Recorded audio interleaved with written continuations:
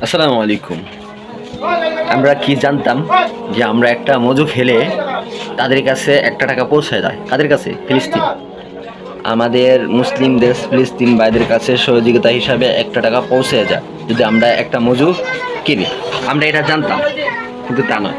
Wait, আমি কিন্তু একজন মজু ফ্রেন্ড, বিষয়টা কিন্তু বুঝতে হবে। এখন বলি,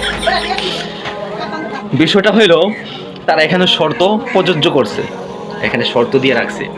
আপনার 1 টাকা তাদের কাছে কিভাবে পৌঁছাবে সেটা আপনাকে জানতে হবে। এখন ভাই আমি মনে করতেছি জানার পর আপনারা মজু খাওয়া ছেড়ে দিবেন। আমি ভাই খাওয়া ছেড়ে দিছি, আমি মজু খাওয়া ছেড়ে দিছি।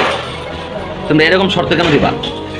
হ্যাঁ, সুন্দরভাবে লিখে দিয়েছ 1 টাকা তাদের কাছে পৌঁছায় দিবা, কিন্তু আবার এখানে শর্ত দিয়ে রাখছো। ভাই যারা শিক্ষিত, যারা স্মার্টফোন চালায়, অ্যান্ড্রয়েড চালায়, হ্যাঁ, তারা এই কাজটা করতে পারবে। যারা অ্যান্ড্রয়েড স্মার্টফোন চালায় তারা অনেকেই জানে না যে এই কাজটা করতে হবে। হ্যাঁ, তাদের এখনো জানা নাই, কিন্তু লক্ষ লক্ষ কোটি কোটি মানুষ এই মজু খাইতেছে, এখনো খাইতেছে। কি জন্য খাইতেছে?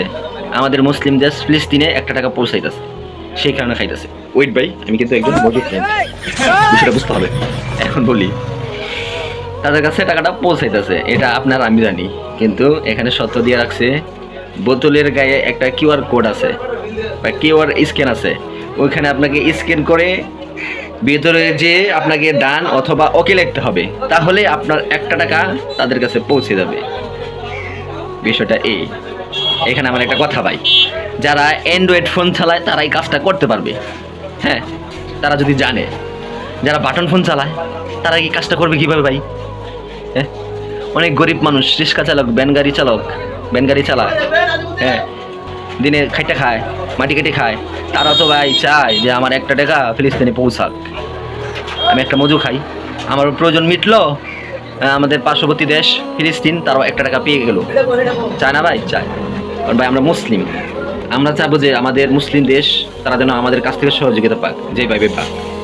এখন তারা এই কাজটা করলো, শর্ত দিল, এটা কি ঠিক হইল? হ্যাঁ, এটা আমাদের সাথে ধোঁকাবাজি হলো না?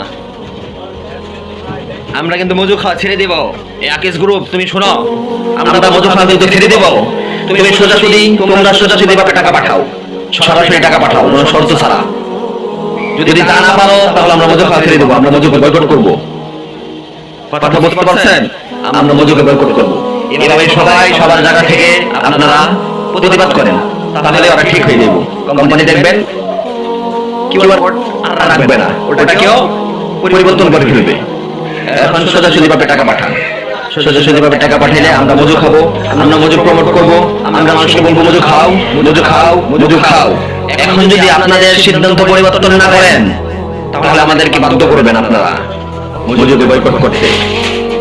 সুতরাং সাবধান হয়ে যান।